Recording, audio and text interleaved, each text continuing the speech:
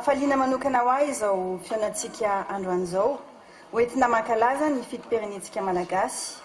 Fitsingerenana manandanja loatra eto amin'ny firenena izany satria manamarika ny niverenan'ny fahaleovantena.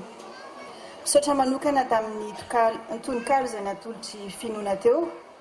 Tena tsara tokoa ary miantefaty am-poko ilay tononkalo. Misaotra manokana.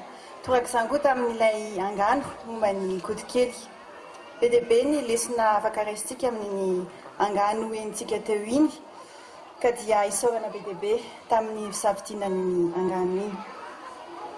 Fotoana manokana atsarovana indray ny mahasarobidy ny teny hoe fahafahana. Fahafahana tokony hatongavantsika saina tsara hanandratra avo ny maha-malagasy sy ny soatoavana malagasy izay fototry ny fitiavan-tanindrazana. Izay indrindra no mahazava-dehibe ny fanomezan-danja manokana ny fetim-pirenena.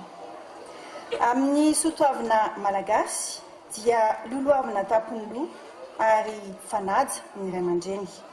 Ka rariny raha mitodika aminareo izahay amin'izao fety ny asaramanitra izao hifampizarana hafaliana sy fankasitrahana. Rariny satria ianareo no niaritra ary ny sedra ny mafy mba hanomana ho avy mamiratra ho anay taranaka. Koa amin'izao akantoka fetim-pirenena izao dia maneho fankatelemana feno ho anareo zokiolona izahay. Anatin'izao ririnina mamirifiry izao isika dia azoko an-tsaina ny mahazo anareo Ray aman-dreny.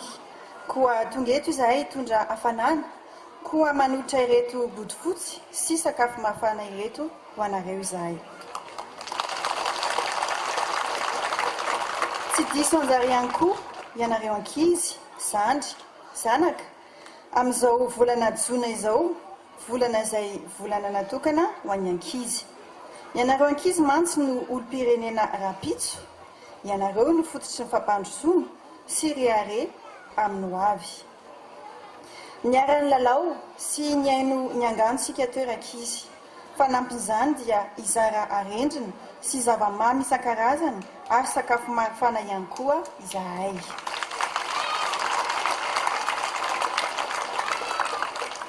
Eto am-pamaranana dia miaraba malagasy mpiray tanindrazana ny tenako.